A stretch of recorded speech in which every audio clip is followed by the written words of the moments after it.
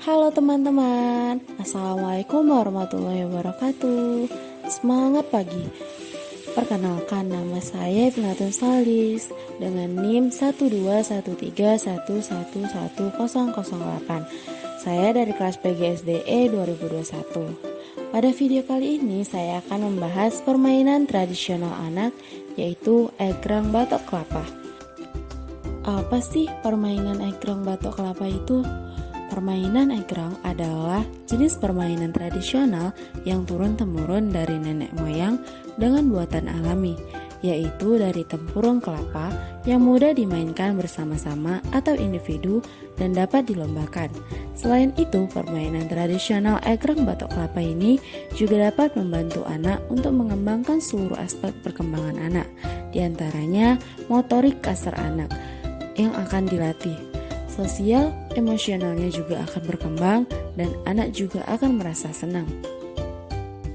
Adapun manfaat dari permainan egrang batok kelapa, yang pertama, melestarikan budaya olahraga tradisional bangsa. Yang kedua, dapat mengembangkan berbagai macam fungsi tubuh. Yang ketiga, meningkatkan sikap sportivitas antar pemain dan teman. Yang keempat, dapat menjalin hubungan persahabatan dan kerjasama yang baik. Yang kelima, mengembangkan kemampuan penggunaan strategi dan teknik yang terlibat dalam aktivitas suatu permainan. Fungsi dari permainan egrang batok kelapa seperti dolanan lain untuk permainan anak-anak dan bisa dilombakan. Pada permainan ini juga menguji ketangkasan anak dan kecepatan berjalan di atas egrang batok kelapa. Selain mengembangkan kemampuan psikomotorik dan kognitif pada anak, permainan egrang batok kelapa mengandung nilai-nilai karakter. Di antaranya, nilai karakter kecermatan, nilai keuletan, nilai kemandirian, nilai sportivitas, dan nilai kejujuran. Untuk membuat egrang batok kelapa, diperlukan alat dan bahannya, yaitu batok kelapa, tali plastik, amplas, dan paku. Kemudian cara membuatnya, yang pertama, siapkan 2 batok kelapa yang sudah dibersihkan, bentuk menjadi setengah lingkaran. Yang kedua, amplaslah batok kelapa sampai halus dan bersih dari serabut kelapa. Yang ketiga, lubangi batok kelapa tepat di bagian tengahnya. Yang keempat, siapkan tali yang kuat dan terbuat dari bahan yang tidak gatal di kulit. Yang kelima, masukkan tali pada lubang di masing-masing batok, lalu ikat mati di kedua lubang tersebut. Yang keenam, sesuaikan panjang tali dengan tinggi tubuh, biasanya 1-2 meter. Berdasarkan teori, dapat disimpulkan bahwa yang dibutuhkan dalam permainan egrang batok kelapa ini yaitu lapangan yang datar dan luas, para pemain dan peralatan permainannya. Sebelum kita memulai permainan egrang batok kelapanya, kita akan mempelajari dulu apa aturan dari permainan egrang batok kelapa. Yang pertama, sebelum perlombaan dimulai, para peserta diteliti usianya untuk menentukan kelompok umur masing-masing. Yang kedua, sebelum perlombaannya dimulai, seluruh anggota regu dikumpulkan dalam start dan dijelaskan aturan lombanya. Yang ketiga, sebelum aba-aba dimulai, pemain diminta untuk berada di belakang garis start. Yang keempat, aba-aba ditentukan oleh wasit atau juri, yaitu bersedia, siap, ya. Yang kelima, permainan harus menaiki egrangnya di belakang garis start dan langsung menaiki egrangnya sampai di belakang garis finish.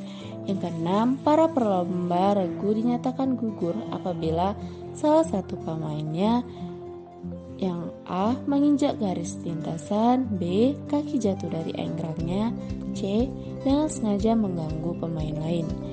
Yang ketujuh, pemain yang terganggu jalannya oleh pemain lain maka boleh melanjutkan larinya. Yang ke-8, dari keseluruhan seri akan diambil waktu terbaik bila pesertanya banyak. Baik, kita akan masuk pada langkah-langkah permainan egrang batok kelapa. Yang pertama, permainannya cukup mudah. Kaki tinggal diletakkan di atas masing-masing tempurung kelapa.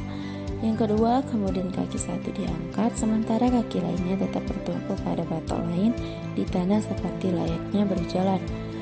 Yang ketiga, kedua tangan menarik erat tali agar batok dapat menempel kuat pada kedua tapak kaki. lagi. Yang keempat, permainan ini menguji ketangkasan anak dan kecepatan berjalan di atas egrang.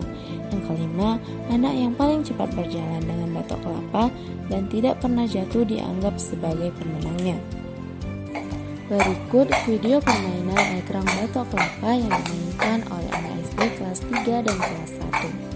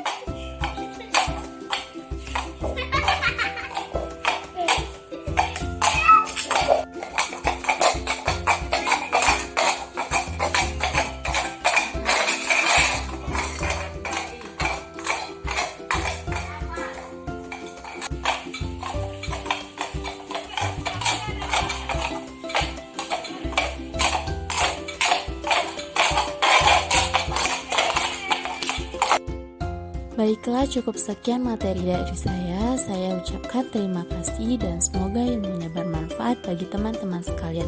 Wassalamualaikum warahmatullahi wabarakatuh.